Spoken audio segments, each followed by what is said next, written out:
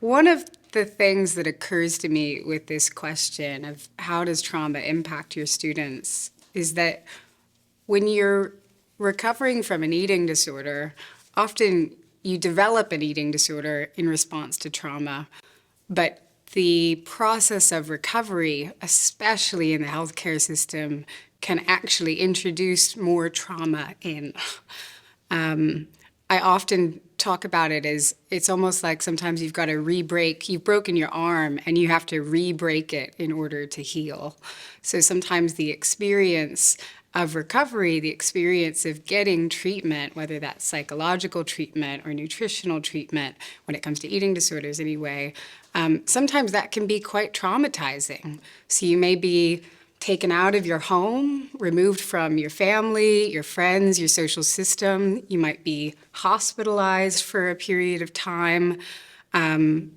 The experience of treatment itself, like refeeding for someone who's severely underweight, can be really traumatic. So it can involve feeding tubes, and it can involve eating really large amounts of food when you're working with the body's metabolism after an eating disorder.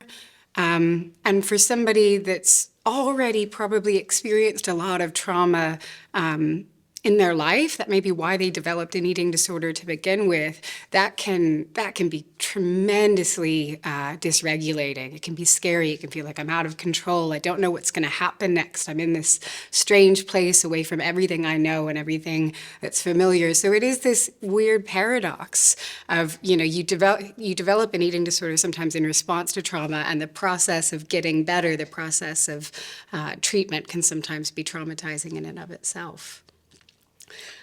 Whoa. Well, yes, treatments can be traumatizing, but in the world of cancer, I think the trauma starts with a very profound moment. You're sitting in a chair and answer a phone call after a routine checkup from your doctor, feeling totally normal, and someone says, "You've got cancer." That's the first trauma, of picking yourself up off the floor, finding out that you are now a trauma victim of cancer. Cancer has made you a victim. And I think that the similarities between being diagnosed with cancer and an eating disorder is that it comes with a lot of stigmas of self-blame, and wanting to find causality, which then goes on. Once you're over that first trauma of being told that you are a person with a life-threatening disease, and all of the cultural stigmas are pointing to that you did something wrong to cause that. It's not like someone outside of you did something wrong. Similar to someone having an eating disorder. You caused it yourself, so now it's your job. And yes, that immediately puts you into a category of different. You are now a person with cancer, more stigmatizing. And people treat you differently, your family treats you differently. You lose your hair, and people, I remember ever so clearly walking down the street one time. I did not wear the wig kind of thing, but I was walking down the street in New York City. My head was totally bald, and there was a woman with a kid behind me saying, and I could hear, "Mommy, Mommy, look at that, look at her."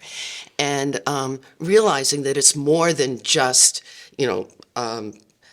something that I then take that trauma of having to face treatments, different kinds of treatments, and not knowing what the outcomes of the treatments are. Each one of these experiences are traumatic.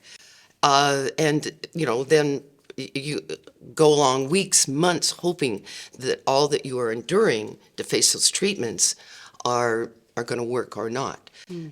So, yes, treatments are hugely traumatic.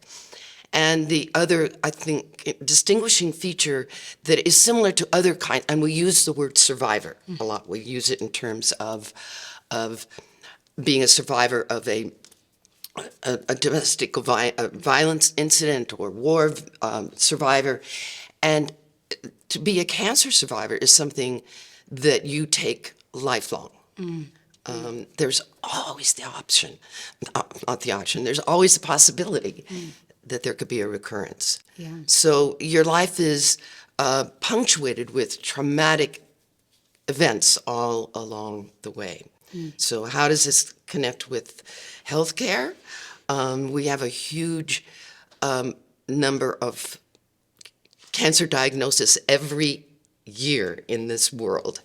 And we have more people who survive cancer than die of cancer. So what we have is a huge population of those who are dealing with this daily and often lifelong trauma that they need to face. And the healthcare system is learning how to help support the management of that emotional stress.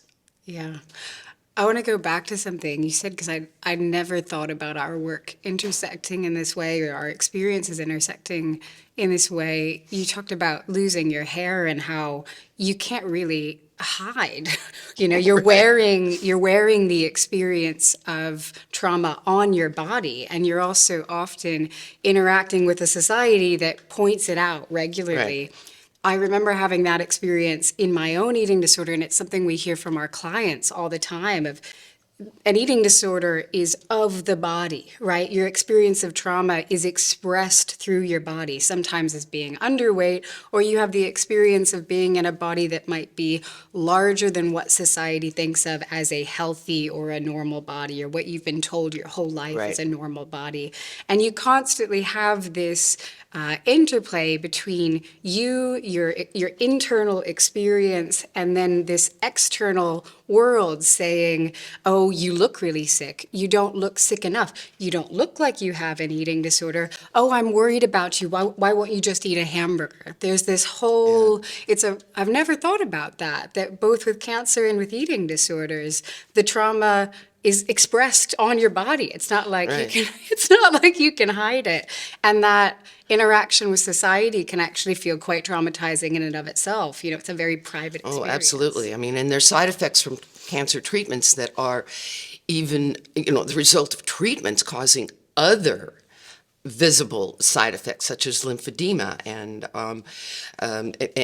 and weight gain. I mean, most people think of a cancer survivor as being, a wisp of a little skinny thing that's losing weight, but that is usually the opposite. That many cancer treatments cause weight gain, but the side effect of lymphedema, which can happen in several different cancer treatments, for not just breast cancer, which is the most frequent, is huge swelling of body parts. And not only is that uncomfortable, but it's visible. Yeah, I was actually just reading an article last night about a diagnosis called atypical anorexia.